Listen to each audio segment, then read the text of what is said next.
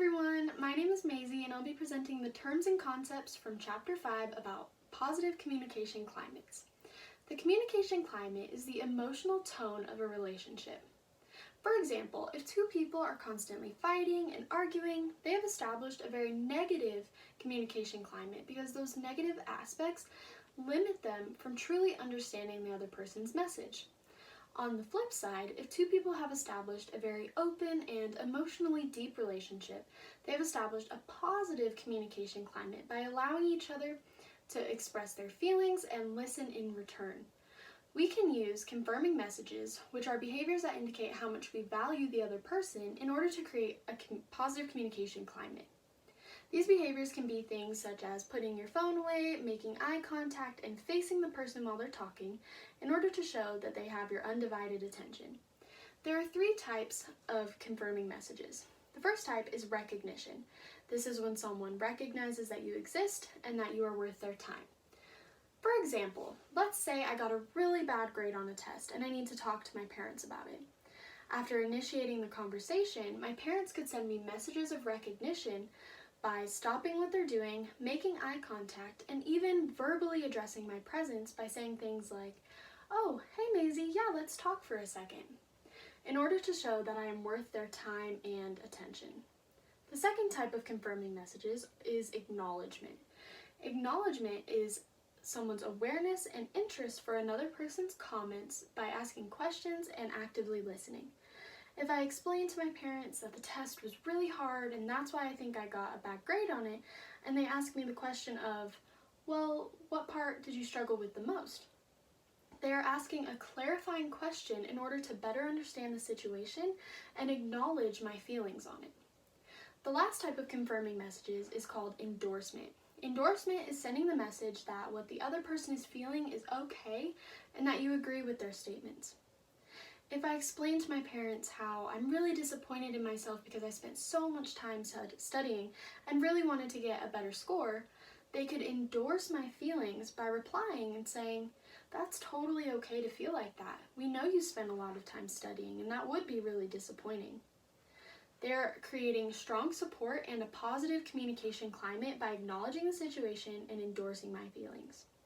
Another way we can create a positive communication climate is by limiting our use of disconfirming messages.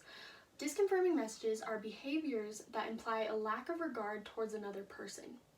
This could look like pulling out your phone mid-conversation or avoiding eye contact.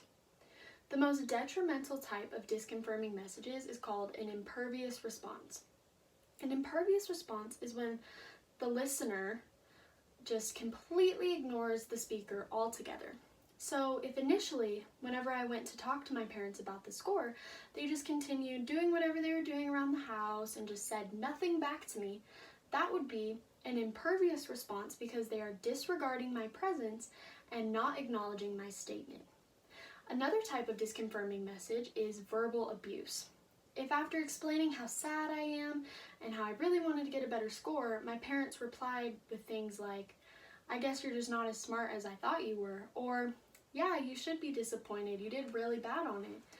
Those are verbal abuse because they're insulting me and just creating conflict within the conversation.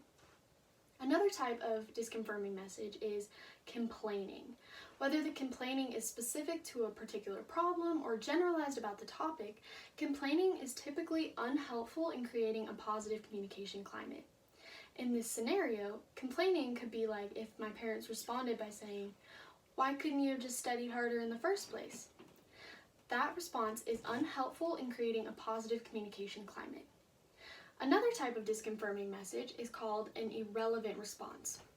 If when I'm originally approaching my parents to talk about my score, my mom replies with, "Can you do the dishes?"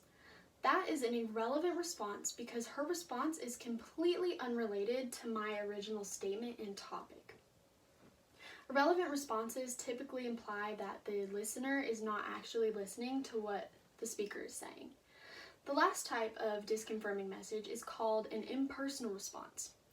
If I express the whole situation to my parents and they simply reply with a cliche like, "Oh, just keep calm and carry on," implying that everything will get better, they are replying impersonally because they're using a cliche that depicts no real empathy.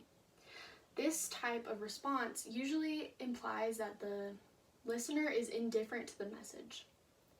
I've chosen 2 video clips today from popular TV shows. The first clip is from Modern Family, which shows the whole family gathering and communicating in a group setting.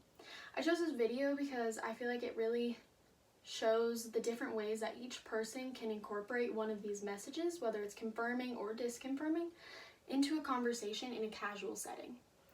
The second clip I chose was from the show Everybody Loves Raymond, where Raymond and his wife are trying to handle a situation with their daughter.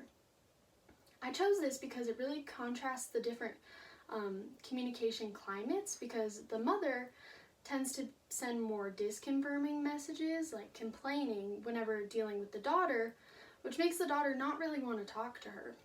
But then Raymond comes in and sends more of these confirming messages, like acknowledging the daughter's feelings and endorsing them, and in turn, the daughter starts to communicate.